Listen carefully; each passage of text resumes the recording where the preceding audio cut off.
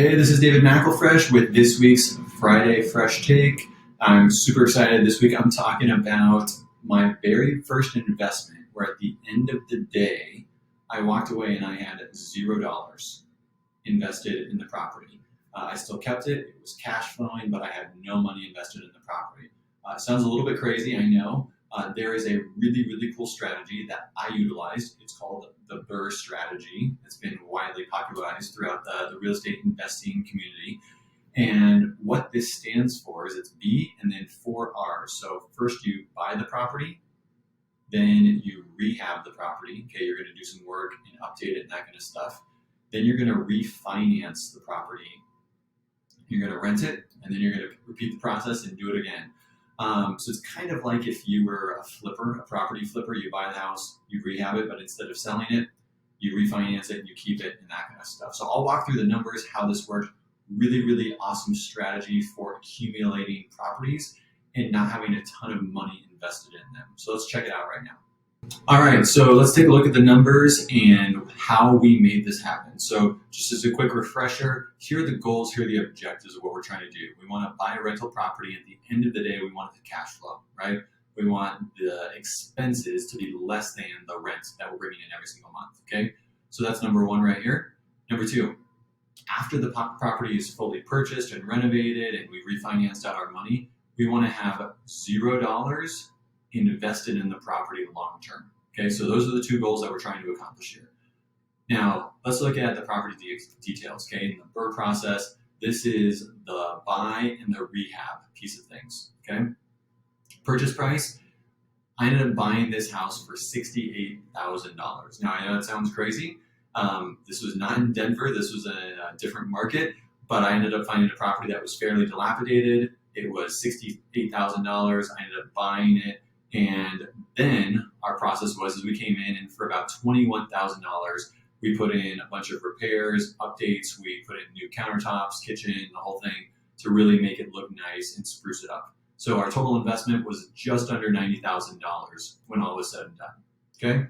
So now that we've got this great property, it shows really, really well. The next piece is that we're going to rent it. Okay. So is it cash flowing? The rental piece, we were able to rent this for about $1,250 a month, okay, which is great rental for that area at the time. PITI, so for those of you that don't know, this is the principal, interest, taxes, and insurance. So monthly, that came in at around $730 a month. And then I always like to buffer in some other expenses. So this would be vacancies, this would be repairs and maintenance, this would be other big ticket items, as well as property management, because I've got a property manager. So some of these things aren't monthly expenses, but they are things that I like to budget for. So I actually take those and I throw them into a bank account and I just save up for a rainy day because you're going to have to pay for them at some time, right? So budgeting all of those in, we're still cash flowing about $150 a month, which isn't going to make anybody rich, but it covered all of our expenses and then we're bringing in a little bit of income each month. So definitely a high five, checks the box there. Is it cash flowing? Okay. The next piece is let's look at the cash invested and how this all came out on the back end. So after the purchase and the renovation, we were at $89,000 roughly. Now we got an appraisal and our closing costs brought us all in at $93,000. Okay, so that was our all in after we got the appraisal and we closed. The appraised value came in at $145,000. So that was a huge high five moment because we spent $93,000 and it was worth $145,000. It's the exact same process as what a flipper would do, right? They turn around and sell it for $145,000 and they've only invested this much and they're making the difference. What we're doing is we're keeping the property, so we can only keep up to 75% of the appraised value.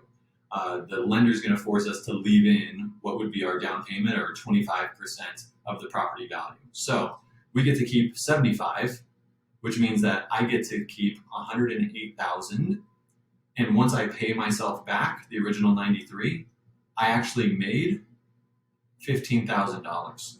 So in this situation, not only did we actually recoup back all of our money, but we actually made $15,000 on this property and we're cash flowing about $150 a month.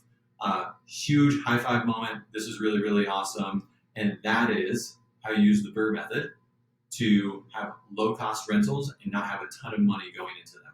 So a lot of different strategies for how to get money and how to finance these.